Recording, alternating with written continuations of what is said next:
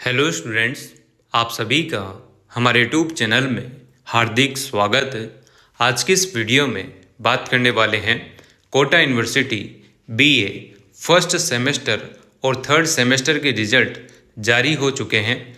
आप लोगों को रिजल्ट कैसे चेक करना है और अगर आपके रिजल्ट को रोक लिया गया है या फिर आपके रिजल्ट में FPROM या BPROM या फिर PPROM शो हो रहा है तो इसका मतलब क्या होता है, आप लोगों को इस वीडियो में जानने को मिलेगा।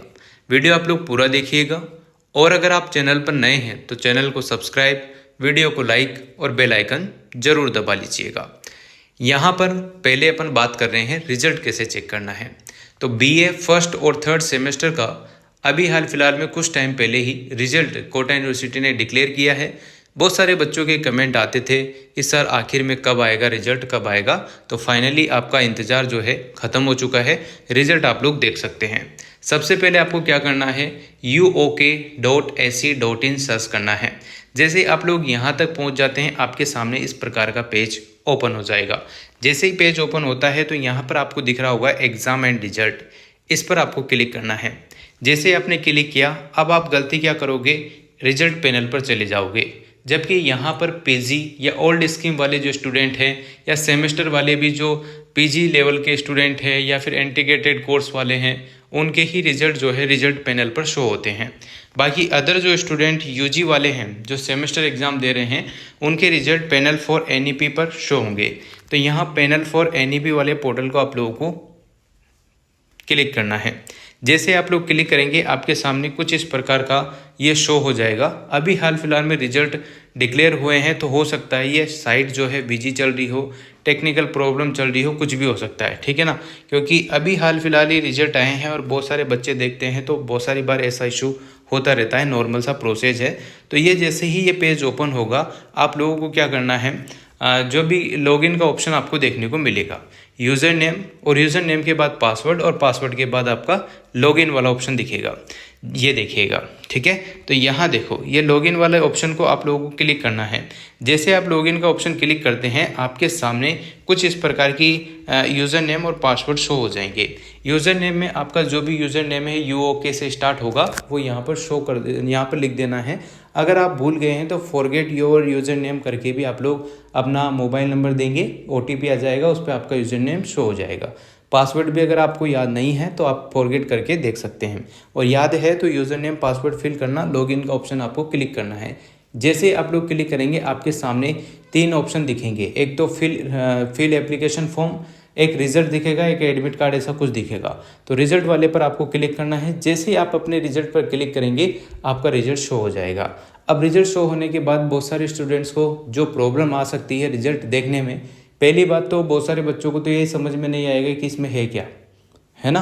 तो ये ध्यान आप लोग विशेष रखिएगा कि उसमें विशेष तौर पर ये देखना है आपको कि अगर आपके 100 नंबर का पेपर है और अगर आपके 40 से अधिक मार्क्स हैं तो आप पास हो गए हैं, और अगर आपके 40 से कम मार्क्स हैं तो आपके स्टार लगा हुआ दिख रहा होगा, है ना। उस पेपर के ऊपर स्टार लग रहा, मतलब जो भी सब्जेक्ट है जिसमें आपके कम मार्क्स हैं, 40% से कम मार्क्स हैं, तो वहाँ पर स्टार लग रहा होगा। कुछ चीज़ें आपको शो हो रही होगी, ठीक है। ग्रेड सिस्टम भी उसमें दिख रहा होगा, ये सब चीज़ें होती है, ठीक है। अब आपको क्या करना है, रिजल्ट में एक तरफ लिखा होगा रिजल्ट, नीचे की तरफ, वहाँ पर आपको देखना है। अगर वहाँ पर PPROM शो हो रहा है तो इसका मतलब है परमानेंट प्रमोट या पास प्रमोट आपको कह सकते हैं, ठीक है। यानी कि आप पास हो गए हैं, अब आपको नेक्स्ट क्लास के लिए एलिजिबल किया जाता है, नेक्स्ट सेमेस्टर के लिए आप एलिजिबल हैं, ठीक है।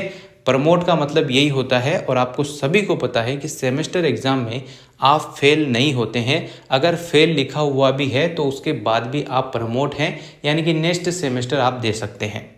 फर्स्ट और सेकंड सेमेस्टर तक तो आप लोगों के साथ यही प्रोसेस चलता है, ठीक है ना।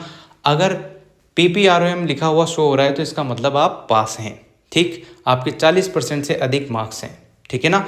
अगर आपके पेपर में या रिजल्ट में जो लिखा हुआ है BPROM तो इसका मतलब होता है कि आपके बैक है, यानी कि बैक प्रमोटेड, बैक तो है आपके पर आप अगली सेमेस्टर का एग्ज़ाम दे सकते हैं, ऐसा होता है उसका मतलब, समझ रहे हो। BPROM का बैक प्रमोटेड नेक्स्ट सेमेस्टर दे सकते हैं, बस आपके कुछ सब्जेक्ट में जो है 40% से कम मार्क्स हैं, ठीक है। तो इसका आप लोग ध्यान रखेंगे। ये भी बताऊंगा कि BPROM वाले जो स्टूडेंट हैं उनको क्या करना है कि वो पास हो जाए, अभी बताने वाला हूँ, ठीक है। अब यहाँ पर देखो, वो बच्चे ध्यान दीजिएगा जिनके रिजल्ट में FPROM शो हो रहा है। F का मतलब आप समझ गए होंगे कि आप फेल हो गए हैं, आपके जितने भी पेपर हैं या 2-3 पेपरों में आपके 40% से कम मार्क्स हैं, तो आपको फेल कर दिया गया है, पर आप प्रमोटेड हैं। मतलब अगर आप फर्स्ट सेमेस्टर के स्टूडेंट हैं तो सेकंड सेमेस्टर का एग्ज़ाम जो अभी चल रहे होंगे या जो भी आपने दिए होंगे तो आप दे सकते हैं, ऐसा कुछ है, ठीक है। और अगर जो बच्चे थर्ड सेमेस्टर में हैं उनके भी ऐसा कुछ लिखा हुआ है FPROM, तो उनके थर्ड सेमेस्टर में उनको फेल कर दिया गया है, बाकी उनको प्रमोट किया जाता है, वो अगला सेमेस्टर दे सकते हैं, जो कि सेकंड और फोर्थ सेमेस्टर आपके चल ही रहे होंगे या फिर हो भी गए होंगे, ठीक है ना। तो इस बात का विशेष ध्यान आप लोगों को रखना है। यही होता है इनका बेसिक मतलब, ठीक है ना। अब देखो, जिन बच्चों के BPROM लिखा हुआ है उनको पास कैसे होना है, और जिन बच्चों के FPROM लिखा हुआ है उनको पास कैसे होना है। आपके रिजल्ट में जो भी आया है आपको वही मानना होगा। आपने क्या लिखा है, यूनिवर्सिटी ने आपको फेल किया है, 0 नंबर दिया है, क्या किया है क्या नहीं किया है, उससे मैटर नहीं करता। आपके जो अंक आ गए हैं अब आपको वही मान्य होते हैं, और उसी से आगे आपको पॉजिटिव सोच के ही कुछ आगे करना होगा, ठीक है ना। उसी को लेकर बैठे आप लोग नहीं रह सकते।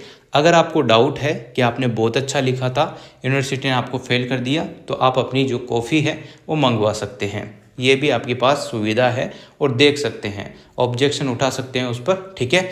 और अगर आपने अपने मन से ही लिखा है सब कुछ और आपको भी लग रहा था कि मेरे बैक आ सकती है, तो इस कंडीशन में आप लोग या तो रिवोल्यूशन का फॉर्म भर सकते हैं। तो और जिन बच्चों को विश्वास है कि हाँ मैं फेल नहीं हो सकता, मैंने अच्छा लिखा था, कम से कम पास तो हो ही जाऊंगा, तो वो रिवोल्यूशन का फॉर्म अप्लाई कर सकते हैं। अब ये अलग बात है कि रिवोल्यूशन का पैसा यूनिवर्सिटी पैसा कमाने के लिए बैक देती है, वो करती है, ये करती है, ऐसा कुछ नहीं है। ये आप लोग जैसे भी सोच सकते हैं, कैसे भी सोच सकते हैं मतलब, पर आपके रिजल्ट में तो बैक लिखी हुई है, तो आप लोगों को तो रिवोल्यूशन का फॉर्म अप्लाई ही करना पड़ेगा ना, क्योंकि आपको तो पास होना है। यूनिवर्सिटी ने जो किया उसका काम, आपका काम आपको फिर से करना होगा, ठीक है। तो आप लोग, मेरी तो यही सलाह है कि अगर जिन बच्चों के कम मार्क्स हैं या जिनको चाहिए था कि ज़्यादा मार्क्स हो सकते हैं, या जो फेल हो गए हैं, जिनके बैक आई है, वो ज़रूर रिवोल्यूशन का फॉर्म अप्लाई कर दीजिएगा। हो सकता है आप रिवोल्यूशन के फॉर्म अप्लाई करने के बाद पास हो जाएं, आपके अच्छे मार्क्स बन जाएं, तो आपका बेनिफिट ये हो जाएगा कि आपको नेक्स्ट सेमेस्टर जब भी होगा, जैसे फर्स्ट में आपकी बैक आती है तो थर्ड सेमेस्टर के साथ उसके पेपर लगते हैं, सेकंड में बैक है तो उसके फोर्थ सेमेस्टर के साथ पेपर लगते हैं, फिर आपको ज़्यादा एक्स्ट्रा फीस देनी पड़ेगी, समझ रहे हो। तो अभी तो कम ही देनी पड़ रही है, तो आपको विश्वास है तो आप रिवोल्यूशन का फॉर्म भर दीजिएगा। नहीं विश्वास है, फिर भी क्या पता कभी आपका वक्त चल रहा हो और सही हो जाए, तुक्के भी कभी कभी सही हो जाते हैं, आप समझ रहे हो। तो इस वजह से आपको रिवोल्यूशन का फॉर्म अप्लाई कर देना चाहिए। बाकी फिर जैसी आपकी इच्छा है, आपकी जैसी स्थिति हो, उस हिसाब से आप लोग काम कीजिएगा। इसके अलावा बहुत सारे बच्चों का ये डाउट रहता है कि यार सर इसमें मार्क्स बढ़ेंगे। हाँ, संभावना रहती है, अगर आपने अच्छा लिखा है तो 95% संभावना मार्क्स बढ़ने की रहती है, 5% संभावना आपके मार्क्स वही के वही रहने की या कम होने की होती है। बाकी ज़्यादातर सब्जेक्ट में या ज़्यादातर बच्चों के मार्क्स बढ़ते ही हैं, ठीक है ना। और जो पासिंग के कगार पर ही हैं, जैसे कि 40 नंबर चाहिए थे 39 है, तो वो पास हो जाते हैं। फिर उस पर दया भी दिखा देती है यूनिवर्सिटी कि चलो कोई बात नहीं, ऐसा भी हो जाता है बहुत सारी बार। बाकी आपने अच्छा लिखा है तो आपको मार्क्स मिलेंगे, उसमें कोई डाउट है ही नहीं, ठीक है।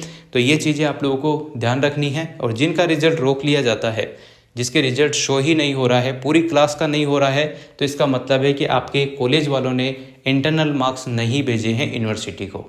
फिर वो आप लोग अगर कॉलेज में पूछोगे तो वो कहेंगे बेटा यूनिवर्सिटी की गलती है, यूनिवर्सिटी वाले से पूछोगे तो कहेंगे कॉलेज वालों की गलती है ना। हालांकि गलती कॉलेज वालों की भी रहती है बहुत सारी बार यूनिवर्सिटी भी मार्क्स जो है प्रिंट करना भूल जाती है, बहुत सारी चीज़ें हो जाती है, कभी कभी गलती हो जाती है इंसान से, तो ये सब चीज़ें होती रहती है।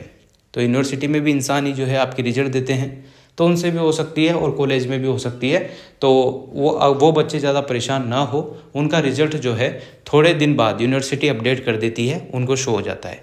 पर ऐसी कंडीशन हो जिसमें एक बच्चे का रिजल्ट रुक रहा हो, एक बच्चे के मार्क्स नहीं दिख रहे हो, तो फिर वहाँ पर दिक्कत ये है कि आपको अपना एडमिट कार्ड लेकर कोटा यूनिवर्सिटी 105 खिड़की नंबर में जाकर अपना रिजल्ट देख लेना है, ठीक है ना। ये चीज़ें भी होती है।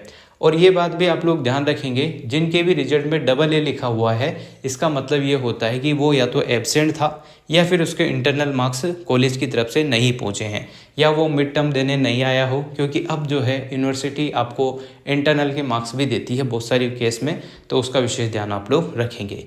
जो बच्चे कंपलसरी एग्ज़ाम में फेल हैं, अगर वो रेगुलेशन का फॉर्म भी अप्लाई करते हैं, हालांकि फॉर्म अप्लाई ही नहीं होता उनमें, पर फिर भी अगर कोई हो जाए गलती से, है ना, क्योंकि नए नए कानून नियम आ रहे हैं, तो हो जाए तो आप लोग कर सकते हैं। बाकी जो मार्क्स आए हैं वही रहेंगे, उससे ज़्यादा चेंज नहीं होते, क्योंकि कंपलसरी पेपर आपका ऑब्जेक्टिव पेपर होता है, उसमें एग्जैक्ट ही आंसर आप लोगों के आते हैं और एग्जैक्ट ही मार्क्स उसमें मिलते हैं।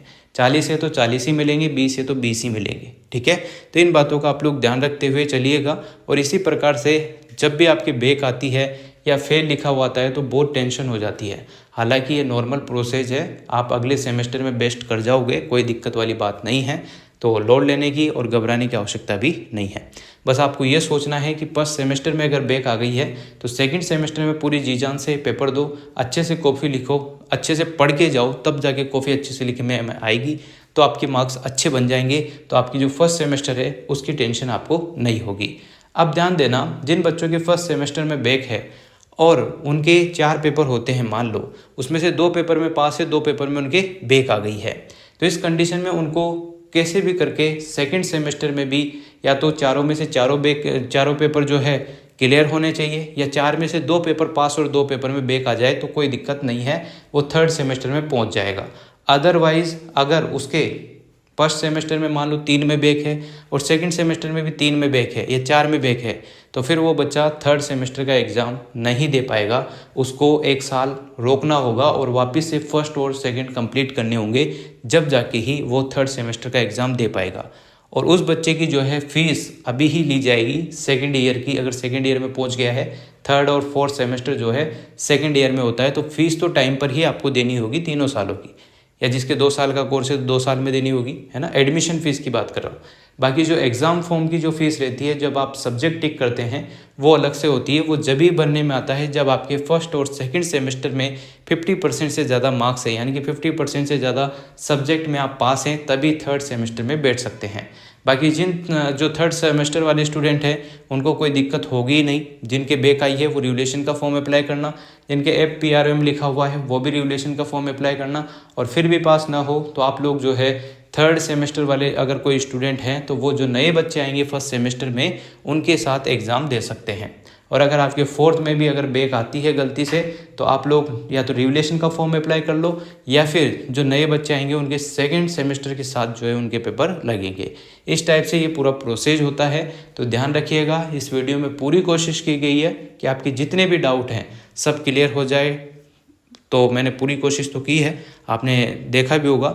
आप लोग इंस्टाग्राम चैनल बनाया है एक नया, चेतन वर्मा सर 2025 नाम से, तो आप उसको जो है फॉलो कर लो ज़्यादा से ज़्यादा, ताकि आपको उस पर भी बहुत सारी चीज़ें देखने को मिल सके और आपकी जो भी दिक्कत हो आप लोग बता सकें, ठीक है। और टेलीग्राम चैनल तो है ही सही, उसको भी ज्वाइन कर लीजिएगा। Thank you so much. Video अगर अच्छी लगी हो तो like, comment, share and subscribe.